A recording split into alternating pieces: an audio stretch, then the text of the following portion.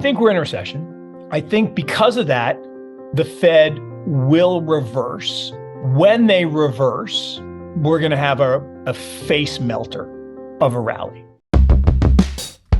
In my mind is leverage. Yeah. Right? Leverage is a problem throughout the system. There's too much leverage in traditional financial markets, right? Stocks and bonds. And that's the reason that, stocks have been hammered so hard this year is when you're over levered and stocks start to fall, well, you can't sell the stock to pay back the debt. So you got to sell something else. So what happens is you sell what you can sell. And in liquidations, not bear markets, but in liquidations of leverage, cash, gold, and Bitcoin, these stores of value and bonds tend to underperform. And that's exactly what we're seeing this year. Bonds are having their worst year in their history. Right. Gold is down, which is, according to Peter Schiff, impossible. If we have 8% inflation, gold should be up, but it's not. Bitcoin's down. Well, that shouldn't be the case, but it is, because these things are being sold to meet margin calls in the traditional world.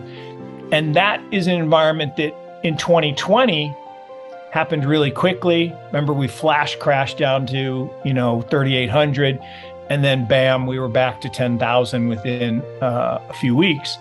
Here, it's been more of a slow, steady grind down as increasing pockets of leverage are found, unwound, and solved.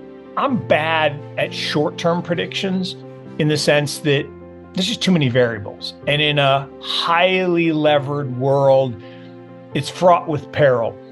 I actually do believe crypto winter is over.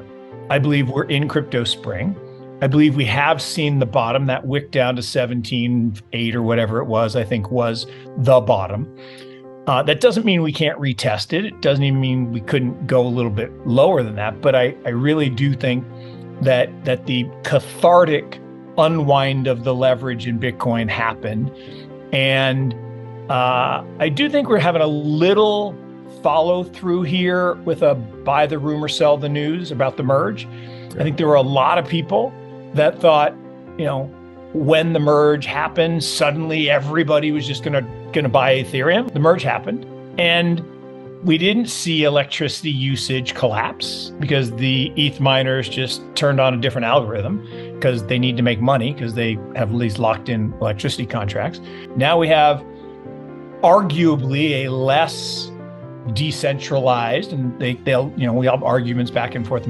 But look, if I can get the authority to confirm a block with a single stake, that doesn't sound decentralized to me.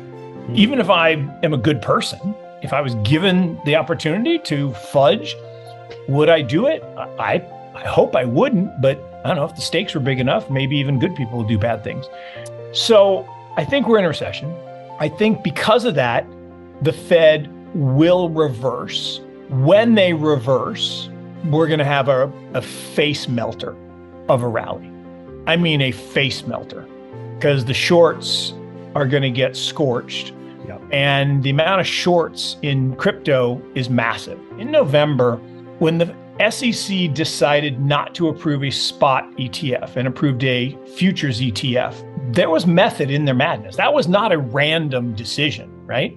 What that did is the same thing that when they approved gold futures or oil futures, when you can create paper commodities instead of physical, what happens invariably is people say, oh, that's an easy trade, I'll just do that.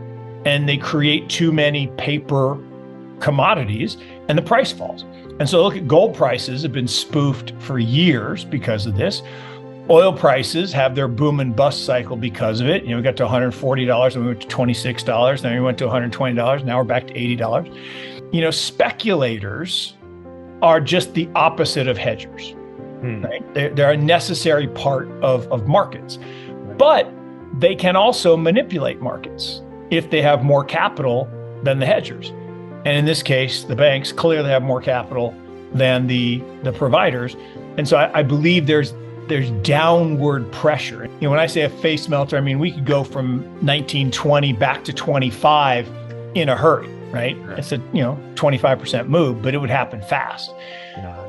Then we probably consolidate a little more, and it's probably sometime, I'm going to call it March next year, when we get into summer, and then we start heading back for new highs. And I think the same thing is true with markets. The narrative is crypto's dead again. And you got the people, the Peter Schiffs, et cetera, say, I told you it was going to zero. Like, right, you told us 14 years ago and 13 years ago and 12 years ago and 11 years ago and 5 years ago and 4 years ago and 2 years ago, it was going to zero. We're still not at zero. And we're never going to zero. I mean, that's the thing that gets lost in the translation is this is a technological evolution, the same as the internet, the same as the mobile net. The truth net is real, right? We will have a system where all value is transacted on blockchains. You have to be optimistic to say, you know what, I can create a better money. I have to be optimistic. I have to be optimistic to say, I can create a better way to communicate. And if you look at the best investors in the world, right? Yale, Princeton, Stanford, Harvard, UNC, Duke, Notre Dame, all of them, right? Those powerful pensions, the best family offices, they all overweight innovation as an asset class. We're basically remaking financial services the same way that the internet remade media and commerce. And it didn't take 1 year. No. I mean, Amazon's been around for 26 years. I mean, just let that sink in. It's not a new company. 26 years and still has low double-digit market share. Like it's not 90%. It's still got a lot of growth 26 years in. And here's the funny thing. I compare them all the time. Amazon and Bitcoin have the exact same volatility, 80%. So when people talk about hodling or hodling, it takes guts, right? It takes stamina, and it takes an ability to not watch the day-to-day volatility and understand that I have a t-shirt, I used to wear it all the time. Embrace volatility. Volatility is our friend. Volatility is what makes the world go round. It's what innovation drives. And upside volatility is manna from heaven, right? That's what we all want. Oh yeah. Right?